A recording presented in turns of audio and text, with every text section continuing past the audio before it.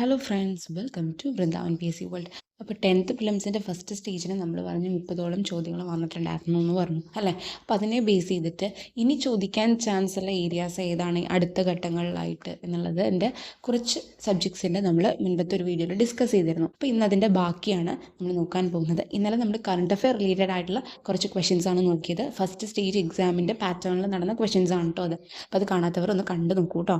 അതിൻ്റെ ലിങ്ക് ഞാൻ ഡിസ്ക്രിപ്ഷൻ ബോക്സിൽ കൊടുക്കാം.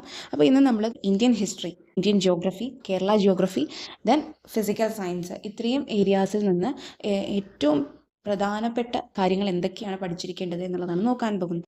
നമുക്ക് ഇന്ത്യൻ ജിയോഗ്രഫിയിലെ തന്നെ ആദ്യം നോക്കാം കേട്ടോ. ഇന്ത്യയുടെ ഭൂമിശാസ്ത്രപരമായ സവിശേഷതകൾ എന്നുള്ളതിൽ നമ്മൾ ഓൾറെഡി പറഞ്ഞു. ഫിസിയോ ജിയോഗ്രഫിക് ഡിവിഷൻസ് ഉണ്ട് ഇന്ത്യയുടെ. ആ ഡിവിഷൻസിൻ്റെ ഓരോന്നിൻ്റെയും പ്രത്യേകതകൾ നമ്മൾ മനസ്സിലാക്കിയിരിക്കണം. ചിലപ്പോൾ ഇപ്രാവശ്യം ചുരങ്ങൾ ഓരോ ഡിവിഷനിൽ ഇപ്പോൾ എന്താണ് നദേൺ മൗണ്ടൻസിൽ നമ്മൾ ഓരോ ഹിമാദ്രി, ഹിമാചൽ, ശിവാലിക്കൊക്കെ പറയുന്നുണ്ടല്ലോ. അതിൽ ഓരോ വിഭാഗത്തിലും വരുന്ന ചുരങ്ങൾ എന്തിനെ കണക്ട് ചെയ്യുന്നു, അങ്ങനത്തെ ചോദ്യങ്ങൾ പ്രതീക്ഷിക്കാം. അതുപോലെ തന്നെ ഓരോന്നിൻ്റെയും ഇപ്പോൾ നമ്മൾ ചില ഹിൽ സ്റ്റേഷൻസ് പറയുന്നില്ലേ, ആ ഹിൽ സ്റ്റേഷൻസ് ഏത് സ്റ്റേറ്റിലാണ്, അങ്ങനത്തെ കാര്യങ്ങൾ ചോദിക്കാം. ഓക്കെ, അപ്പോൾ ഓരോ ഡിവിഷൻ പഠിക്കുമ്പോഴും അതിൻ്റെ എല്ലാ കാര്യങ്ങളും ഒന്ന് സ്പെസിഫിക് ആയിട്ട് നോട്ട് ചെയ്ത് വെച്ചിരിക്കുക കേട്ടോ. കഴിഞ്ഞ പ്രാവശ്യം NCERT-യിൽ നിന്ന് ഒരു ചോദ്യം വന്നിട്ടുണ്ടായിരുന്നു ഇന്ത്യൻ ജിയോഗ്രഫിയുടെ ഇതിൽ നിന്ന്. ഇപ്പോൾ നമുക്ക് അധികം NCERT നോക്കാൻ സാധിക്കാത്തവർക്ക് അപ്പോൾ അതിൽ നിന്നൊക്കെ ചോദിക്കാൻ ഒരെണ്ണമൊക്കെ ചോദിച്ചിട്ടുണ്ട്. അപ്പോൾ SCERT എന്തായാലും കൃത്യമായിട്ട് നോക്കുക ഇപ്പോൾ തൽക്കാലം. അപ്പോൾ ചുരങ്ങൾ ചോദിക്കാൻ സാധ്യതയുണ്ട്. അതുപോലെ തന്നെ നമ്മൾ പൂർവാചൽ ആ ഒരു ഇത് പറയുമ്പോൾ നമുക്കറിയാലോ, നാഗാ ഹിൽസ് അങ്ങനെയുള്ള ഇതൊക്കെ നമ്മൾ പഠിക്കുന്നുണ്ടല്ലോ. അതിലൊക്കെ ഓരോന്നില്ല. ഇപ്പോൾ നോർത്ത് ഈസ്റ്റേൺ സൈഡിൽ നമ്മൾ പറയുന്നതിൽ ട്രൈബ്സ് ഉണ്ട്. ഓരോ ഏരിയയിലും കാണുന്ന ട്രൈബ്സിന് പേരുണ്ട്, സ്പെഷ്യൽ ആയിട്ടുള്ള നെയിംസ്. ആ നെയിംസൊക്കെ ഒന്ന് ശ്രദ്ധിച്ച് നോക്കിക്കോട്ടോ, ചിലപ്പോൾ അതൊരു ചോദ്യമാകാൻ സാധ്യതയുണ്ട്. ഓക്കെ, അതുപോലെ ഓരോന്നിൻ്റെ ലെങ്ത്ത് എത്രയാണ്, എത്ര നീളത്തിൽ കിടക്കുന്നു, അതുപോലെ എത്ര ഹൈറ്റിലാണ്, ശരാശരി ആവറേജ് ഹൈറ്റ്, ഇതൊക്കെ എല്ലാ ഫീച്ചേഴ്സും ഫിസിയോ ജിയോഗ്രഫിക് ഡിവിഷൻസിൻ്റെ എല്ലാ ഫീച്ചേഴ്സും നമ്മൾ കൃത്യമായിട്ട് എല്ലാത്തിൻ്റെയും നോക്കി വെച്ചേക്കുക. ചിലപ്പോൾ ഇപ്രാവശ്യം ഈ പറഞ്ഞ മൗണ്ടൻസിൻ്റെ വിഭാഗത്തിൽ നിന്നോ അല്ലെങ്കിൽ പ്ലെയിൻസിൽ നിന്നോ പ്ലാറ്റ്യൂവിൽ നിന്നോ ഒക്കെ ചോദിക്കാം. പിന്നെ പ്ലാറ്റ്യൂസിൻ്റെ വിഭാഗത്തിൽ നമ്മൾ പറയുമ്പോൾ പ്ലാറ്റ്യൂസിൻ്റെ ഞാൻ പറഞ്ഞല്ലോ, ഡെക്കാൻ പീഠഭൂമിയാണ് ഏറ്റവും ഇമ്പോർട്ടൻറ്റ്. ഡെക്കാൻ പീഠഭൂമി, ചോട്ടാ നാഗ്പൂർ പീഠഭൂമി, അതൊക്കെ ഒന്ന് എല്ലാ മാൽവ പീഠഭൂമി, ഇതൊക്കെ ഇതിൻ്റെയൊക്കെ ആ ഒരു ലൊക്കേഷനും അതുപോലെ തന്നെ അതിൻ്റെയൊക്കെ പ്രത്യേകത എന്താണെന്നുള്ളതും കൂടി ഒന്ന് മനസ്സിലാക്കുക കേട്ടോ. അതുപോലെ തന്നെ പ്ലെയിൻസ് നമ്മൾ പറയുമ്പോൾ ഇങ്ങനെ ഡിവൈഡ് ചെയ്തിട്ടുണ്ടല്ലോ: ബാബർ, ടെറായ്, ബങ്കർ, ഖാദർ. ഞാൻ ബാട്ടബങ്ക എന്നാണ് കേട്ടോ ഓർക്കാൻ എളുപ്പത്തിന്. ആ ഒരു ഓർഡർ എങ്ങനെയാണെന്നുള്ളത്. അപ്പോൾ ഇത് ന്യൂ അലുവിയം, ഇത് ഓൾഡർ അലുവിയം, അങ്ങനെയാണ് ഞാൻ ഓർക്കാൻ എളുപ്പത്തിന് ആ ഒരു ഓർഡർ. അപ്പോൾ ഇതിൻ്റെ ഓരോന്നിനും പ്രത്യേകതകളുണ്ട് അല്ലേ. നദി ഡിസപ്പിയർ ആവുന്ന ഇത് ഏതാണ്, നദി റീഅപ്പിയർ ചെയ്യുന്നത് ഏതാണ്, ഏറ്റവും കൂടുതൽ കൃഷിയോഗ്യമായത് ഏതാണ്, ഓക്കെ, ഏറ്റവും എന്താണ് ആ ഒരു ഗുണം ഉള്ളത് ഏത് മണ്ണിനാണ്. ഇപ്പോൾ നമുക്കറിയാം ഖാദറിനാണ്, ന്യൂ അലുവിയത്തിനാണ് ഏറ്റവും കൂടുതൽ ആ ഒരു ഇതുള്ളത്. അപ്പോൾ അങ്ങനെയുള്ള കാര്യങ്ങൾ ഓരോ ഫീച്ചർ തന്നിട്ട് ചിലപ്പോൾ നമ്മളോട് ചോദിക്കും ഇത് ഏതിൻ്റെയാണ് ഫീച്ചർ എന്നുള്ളത് ചോദിച്ചിട്ടുണ്ട് കേട്ടോ. അപ്പോൾ ഇപ്രാവശ്യം ചിലപ്പോൾ അത് ചോദിക്കാം. അതുപോലെ തന്നെ പഞ്ചാബിൽ, ഇപ്പോൾ ഫോർ എക്സാമ്പിൾ പറയുകയാണെങ്കിൽ പഞ്ചാബിൽ ഖാദർ സമതലത്തിനെ പറയുന്ന പേരാണ് ബെറ്റ് എന്ന് പറയുന്നിട്ടുള്ളത്. ഓക്കെ, അപ്പോൾ അങ്ങനെയുള്ള ചിലപ്പോൾ ലോക്കൽ നെയിംസ് ഒക്കെ വെച്ചിട്ട് ചോദിക്കാം. ഓക്കെ, അത് നമുക്ക് പ്രതീക്ഷിക്കാം. അതുപോലെ തന്നെ അതിർത്തികളും അതിരുകളും, അത് ഞാൻ പറഞ്ഞല്ലോ, എല്ലാത്തിലും നമ്മൾ ലാർജസ്റ്റ് ബൗണ്ടറി ഷെയർ ചെയ്യുന്നത് ഏത് രാജ്യവുമായിട്ടാണ്, ഏത് സ്റ്റേറ്റുകളാണ് ഷെയർ ചെയ്യുന്നത്. ഓക്കെ, അതുപോലെ തന്നെ ഏറ്റവും വലുത്, ചെറുത്, അങ്ങനെയുള്ള ബൗണ്ടറീനെ സംബന്ധിച്ചിട്ടുള്ള എല്ലാം ചുറ്റും കിടക്കുന്ന എത്ര എണ്ണം ഉണ്ട്, ഏതൊക്കെ ലൈൻസ് ആണുള്ളത്, ഏത് സ്റ്റേറ്റാണ് ഷെയർ ചെയ്യുന്നത്, നോർത്ത് ഈസ്റ്റേൺ സൈഡിൽ എസ്പെഷ്യലി ബംഗ്ലാദേശിൻ്റെ സൈഡൊക്കെ ഒന്ന് നോക്കിച്ചോട്ടെ, ഏതൊക്കെ നോർത്ത് ഈസ്റ്റേൺ സൈഡിലുള്ള സാധനങ്ങളാണെന്നുള്ളതൊക്കെ സ്റ്റേറ്റിൻ്റെ അങ്ങനത്തെ കാര്യങ്ങൾ ചോദിക്കാൻ സാധ്യതയുണ്ട്. നമുക്ക് ആ നോർത്ത് ഈസ്റ്റേൺ സൈഡിൽ ബൗണ്ടറി ഷെയർ ചെയ്യുന്നതിൻ്റെ കുറച്ച് ഇമ്പോർട്ടൻ്റ് ആണ് ആ ഒരു സൈഡ് എന്ന് പറയുന്നത്. അപ്പോൾ അങ്ങനത്തെ കാര്യങ്ങൾ ശ്രദ്ധിക്കുക. അതുപോലെ ഊർജ്ജ മേഖലയിൽ ആ ഒരു സംഭവങ്ങൾ, ഊർജ്ജ സ്രോതസ്സുകൾ പ്രധാനമായിട്ടും നമുക്ക് പരമ്പരാഗത ഊർജ്ജ സ്രോതസ്സുകളുണ്ട്, അതായത് പാരമ്പര്യേതര ഊർജ്ജ സ്രോതസ്സുകളുണ്ട്. പരമ്പരാഗതം എന്ന് പറഞ്ഞു കഴിഞ്ഞാൽ നമ്മൾ നോർമലായിട്ട് കാലകാലങ്ങളായിട്ട് ഉപയോഗിച്ച് വരുന്ന സംഭവങ്ങളില്ലേ, ജലവൈദ്യുതി, താപവൈദ്യുതി, ആണവോർജ്ജമൊക്കെയാണ് ഇതിൽ വരുന്നത്. ഓക്കെ, അപ്പോൾ നമ്മളുടെ ഇന്ത്യയിൽ ഈ പറയുന്ന എന്താ പറയുക പരമ്പരാഗത ഊർജ്ജ സ്രോതസ്സുകളിൽ ജലവൈദ്യുതി ആദ്യത്തേത് ഏതാണ്, ഇന്ത്യയിലെ ആദ്യത്തേത് ഏതാണ്, അതെവിടെയാണ്, ഇങ്ങനെ കാര്യങ്ങൾ ശ്രദ്ധിക്കണം. സ്വതന്ത്ര ഇന്ത്യയിലെ ആദ്യത്തെ വിവിധോദ്ദേശ ജലവൈദ്യുത പദ്ധതി ഏതാണ്, ദാമോദർ വാലി പദ്ധതിയാണ്. ഓക്കെ, അത് ശ്രദ്ധിക്കണം. അതുപോലെ ഇന്ത്യയിലെ ആദ്യത്തെ മേജർ ജലവൈദ്യുത പദ്ധതി പക്ഷേ കാവേരി നദിയിലെ ശിവസമുദ്രമാണ്. ഓക്കെ, അപ്പോൾ അങ്ങനെയുള്ള ഫാക്ട്സ് ഉണ്ടല്ലോ ജലവൈദ്യുതി സംബന്ധിച്ച് പറയുകയാണെങ്കിൽ അങ്ങനെയുള്ള കാര്യങ്ങൾ ശ്രദ്ധിക്കണം. ഓക്കെ, അതുപോലെ തന്നെ ഇന്ത്യയിൽ ആദ്യമായി വൈദ്യുതി ഉൽപ്പാദന വിതരണം നടന്നത് എവിടെയാണ്, അങ്ങനത്തെ കാര്യങ്ങളൊക്കെ ഒന്ന് ശ്രദ്ധിക്കുക. ജലവൈദ്യുതി ഊർജ്ജ മേഖലകളായിട്ട് ബന്ധപ്പെട്ടിട്ടോ. അതുപോലെ ഇന്ത്യയിലെ ഏറ്റവും വലിയ കോൺക്രീറ്റ് ഗ്രാവിറ്റി ഡാമിനെ സംബന്ധിച്ച കാര്യം, കാരണം ഈ ജലവൈദ്യുത പദ്ധതികളായിട്ട് വരുമ്പോൾ അങ്ങനത്തെ ഡാമുകൾ ലേറ്റസ്റ്റ് ആയിട്ടുള്ള കൺസ്ട്രക്ഷൻസ് ഒന്ന് ശ്രദ്ധിക്കണം. ഓക്കെ, ഏറ്റവും കൂടുതൽ ജലവൈദ്യുത സ്ഥാപിത ശേഷിയുള്ള സംസ്ഥാനം ഏതാണ്, അങ്ങനെ കാര്യങ്ങളൊക്കെ ഒന്ന് ശ്രദ്ധിക്കുന്നത് നല്ലതായിരിക്കും. ഓക്കെ, അപ്പോൾ അതൊക്കെ സാധ്യതയുള്ളതാണ്. വിട്ട് കളയരുതൊക്കെ. അപ്പോൾ അതൊക്കെ ഒന്ന് ജസ്റ്റ് നോക്കണം. അതുപോലെ താപവൈദ്യുതി ഏറ്റവും കൂടുതൽ ഇന്ത്യയിൽ ഏറ്റവും കൂടുതൽ ഉൽപ്പാദിപ്പിക്കുന്ന വൈദ്യുതി എന്ന് പറയുന്നത് താപവൈദ്യുതിയാണ്. ഓക്കെ, അപ്പോൾ അതിന് റെലവൻസ് ഉണ്ട്. താപവൈദ്യുതി ഉൽപ്പാദിപ്പിക്കാൻ ഉപയോഗിക്കുന്ന ഇന്ധനങ്ങളൊക്കെ നമുക്കറിയാം, കൽക്കരി, പെട്രോളിയം, അങ്ങനത്തെ സംഭവങ്ങളൊക്കെ തന്നെയാണ് അല്ലേ. അങ്ങനെയാണെങ്കിൽ തന്നെ ഇന്ത്യയിലെ ഏറ്റവും വലിയ താപവൈദ്യുതോൽപാദന company national thermal power corporation അഥവാ NTPC ആണ്. ഇത് 1975 വരുന്നത്, താപവൈദ്യുത നിലയം. ഓക്കെ, അപ്പോൾ ഒരു ദിവസം കൊണ്ട് തന്നെ ഏറ്റവും കൂടുതൽ വൈദ്യുതി ഉൽപ്പാദിപ്പിച്ച NTPCയുടെ താപവൈദ്യുത നിലയമാണ് താൽച്ചർ എന്ന് പറയുന്നത്. ഇത് മാച്ച് ദ ഫോളോയിങ് ആയിട്ടൊക്കെ ചോദിക്കാം കേട്ടോ. ഓരോ സ്ഥലത്തെയും തന്നിട്ട് ഏതാണ്. താൽച്ചർ ഒഡീഷയിലാണ്. ഓക്കെ, ഇത് ചിലപ്പോൾ ഒരു ചോദ്യമാകാം, മാച്ച് ദ ഫോളോയിങ് ആയിട്ട് വരാൻ സാധ്യതയുണ്ട്. അതായത് താപവൈദ്യുത നിലയങ്ങളിൽ ഇങ്ങനെ ഏതൊക്കെ സംസ്ഥാനത്താണ്. ഇപ്പോൾ താൽച്ചർ ഒഡീഷ, അതുപോലെ തന്നെ എന്താണ് വിന്ധ്യാചൽ മധ്യപ്രദേശ്, മുന്ദ്ര ഗുജറാത്ത്, ഇങ്ങനെയുള്ള type of match the following കണ്ടിട്ടുണ്ട്. അപ്പോൾ ഇതൊന്ന് കൃത്യമായിട്ട് നോക്കി വെച്ചേക്കൂട്ടോ. താപവൈദ്യുത നിലയം, ഇന്ത്യയിലെ ഏറ്റവും വലിയ താപവൈദ്യുത നിലയമാണ് വിന്ധ്യാചൽ തെർമൽ പവർ സ്റ്റേഷൻ എന്ന് പറയുന്നത് മധ്യപ്രദേശിലെ. ഇത് ഞാൻ മുൻപത്തേൽ ക്വസ്റ്റൻ ആയിട്ട് ഇട്ടിട്ടുണ്ട്. അപ്പോൾ അതൊന്ന് ക്വസ്റ്റൻസ് ഒന്ന് നോക്കിക്കോളൂ കേട്ടോ. എവിടെ നിന്നൊക്കെ നമുക്ക് ക്വസ്റ്റൻസ് കാണാമോ അതൊക്കെ ഒന്ന് അറ്റ്ലീസ്റ്റ് പഠിക്കാൻ സാധിച്ചില്ലെങ്കിലും ഒന്ന് കേട്ടെങ്കിലും പോവുക. ഓക്കെ, പിന്നെ ആണവോർജ്ജം എന്ന് പറയുന്നത് നമുക്കറിയാം ബ്രൗൺ എനർജി എന്ന വിഭാഗത്തിൽ വരുന്ന ഊർജ്ജ സ്രോതസ്സാണ് എന്ത്, ആണവോർജ്ജം എന്ന് പറയുന്നത്. അപ്പോൾ ഇന്ത്യയിലെ ആദ്യ അറ്റോമിക് പവർ സ്റ്റേഷൻ ഏതാണ്? ഓക്കെ, അത് നമ്മൾ കൃത്യമായിട്ട് മനസ്സിലാക്കണം. താരാപൂർ അറ്റോമിക് പവർ സ്റ്റേഷനാണ്. കാരണം ഇതിൻ്റെ മാച്ച് ദ ഫോളോയിങ് ചോദിച്ചിട്ടുണ്ട്. താരാപൂർ എവിടെയാണ് ആണവ നിലയം? മഹാരാഷ്ട്രയിലാണ് കേട്ടോ. അപ്പോൾ അത് ഏത് സംസ്ഥാനത്താണ്? ആദ്യത്തെ അറ്റോമിക് പവർ സ്റ്റേഷൻ എന്ന് പറയുന്നത് താരാപൂർ ആണവ നിലയമാണ്. അറ്റോമിക് പവർ സ്റ്റേഷനാണ്. 1969 വരുന്നത്. നമ്മുടെ ISRO ഒക്കെ വരുന്ന അതേ വർഷം തന്നെ അല്ലേ. മഹാരാഷ്ട്രയിലാണിത്. നിലവിൽ എത്ര എണ്ണം ഉണ്ടെന്നൊക്കെ ഒന്ന് നോക്കുക. ഇന്ത്യയിലെ പ്രധാന ആണവ നിലയങ്ങൾ, അതിൽ ഏറ്റവും കൂടുതൽ ന്യൂക്ലിയർ ഊർജ്ജം ഉൽപ്പാദിപ്പിക്കുന്ന സംസ്ഥാനം തമിഴ്നാടാണ്. ഓക്കെ, അപ്പോൾ അങ്ങനത്തെ കാര്യങ്ങൾ ശ്രദ്ധിക്കണം നമ്മൾ. അത് കാരണം നമ്മൾ കൂടംകുളമൊക്കെ കേട്ടിട്ടില്ലേ, അത് തമിഴ്നാട്ടിലാണ്. അതുപോലെ തന്നെ ഇന്ത്യയിലെ ആണവ വൈദ്യുതി നിലയങ്ങളെ നിയന്ത്രിക്കുന്നത് എന്താണ്? NPCIL. ചിലപ്പോൾ ഇങ്ങനെയുള്ള കോർപ്പറേഷൻസുകളുണ്ടല്ലോ ഇതിനെയൊക്കെ നിയന്ത്രിക്കുന്നത്. ഇപ്പോൾ നമ്മൾ NTPC കണ്ടു, ഓക്കെ, NTPC കണ്ടു, NPCIL കണ്ടു. ഇതൊക്കെ എന്താണ്? ഇപ്പോൾ NTPC താപവൈദ്യുത ആ ഒരു സംഭവത്തിനെ സംബന്ധിച്ചിട്ടുള്ള ഇതാണ്, നാഷണൽ തെർമൽ പവർ കോർപ്പറേഷനാണ് NTPC എന്ന് പറയുന്നത്. NPCIL അതെന്ന് പറയുന്നത് എന്താണ്? Nuclear power corporation of India limited ആണ്. അത് 1987 വന്നത്. അപ്പോൾ ഇങ്ങനത്തെ കാര്യങ്ങൾ എന്തുമായിട്ട് റിലേറ്റ് ചെയ്തിട്ടുണ്ട്, ഇത് കറക്റ്റായിട്ടാണോ യോജിപ്പിച്ചിട്ടുള്ളത്, അങ്ങനത്തെ കാര്യങ്ങളും ചോദിക്കാം. ഓക്കെ, ഇതൊക്കെ ചോദ്യം ആകാൻ സാധ്യതയുള്ള ഏരിയാസാണ്. ഊർജ്ജ സ്രോതസ് എന്ന് പറഞ്ഞിട്ട് നമ്മൾ വെറുതെ ഊർജ്ജത്തിൻ്റെ ആ ഒരു സംഭവങ്ങൾ മാത്രം നോക്കരുത്, ഇങ്ങനത്തെ കാര്യങ്ങളും കൂടെ ശ്രദ്ധിക്കണം. ഓക്കെ, പ്രധാനപ്പെട്ട എല്ലാ ആണവ നിലയങ്ങളും ശ്രദ്ധിച്ചിരിക്കണം. ഓക്കെ, പിന്നെ ഇന്ത്യയുടെ ആദ്യത്തെ ആണവ റിയാക്ടർ ഏതാണ്? അത് അപ്സരയാണ് കേട്ടോ. അപ്സര. അങ്ങനത്തെ ചില എന്താ വളരെ സ്പെഷ്യൽ ആയിട്ടുള്ള ഫാക്ട്സുകളുണ്ടല്ലോ, അതൊക്കെ ഒന്ന് ശ്രദ്ധിക്കുക കേട്ടോ.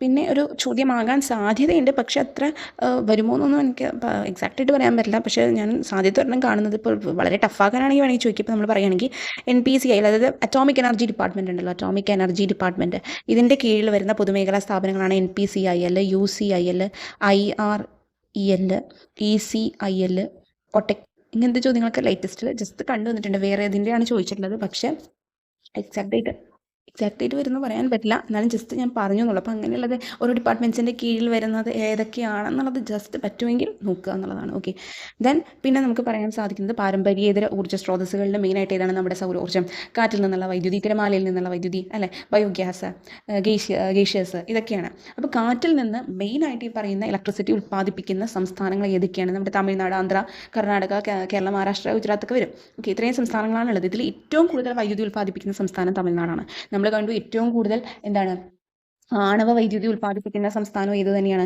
തമിഴ്നാടാണ്. അതേ തമിഴ്നാട് തന്നെയാണ് ഈ കാറ്റിൽ നിന്നും ഏറ്റവും കൂടുതൽ വൈദ്യുതി ഉൽപ്പാദിപ്പിക്കുന്ന സംസ്ഥാനം. ഓക്കെ, അപ്പോൾ അത് വളരെയധികം ഇമ്പോർട്ടൻ്റ് ആണ്. ഇപ്പോൾ കാറ്റിനെ സംബന്ധിച്ചുള്ള കാര്യം പറഞ്ഞു. അതിപ്പം ജിയോ തെർമൽ എനർജീനെ കുറിച്ച് അറിയാമല്ലോ. ഈ പറയുന്ന ജിയോ തെർമൽ എനർജിയുടെ ഇന്ത്യയിൽ ആദ്യ പരീക്ഷണമായിട്ടുള്ള പ്ലാന്റ് മണികരനാണ്, ഹിമാചൽ പ്രദേശിലെ മണികരൻ. ഇതെല്ലാപ്പോഴും ചോദിക്കാറുണ്ട് കേട്ടോ. ഏറ്റവും പ്രധാനപ്പെട്ടത് നമ്മുടെ സൗരോർജ്ജം തന്നെയാണ്. സൗരോർജ്ജത്തിൽ നിന്ന് പല തരത്തിലുള്ളത് ചോദിക്കാൻ. ഇന്ത്യയിലെ ആദ്യ കമേഴ്ഷ്യൽ സോളാർ പവർ പ്ലാന്റ് ഏതാണ്? അതുപോലെ തന്നെ എന്താണ് 100% സൗരോർജ്ജത്തിൽ പ്രവർത്തിക്കുന്ന പ്രാഥമിക ആരോഗ്യ കേന്ദ്രങ്ങളുള്ള ഇന്ത്യയിലെ ആദ്യ ജില്ല ഏതാണെന്നറിയോ?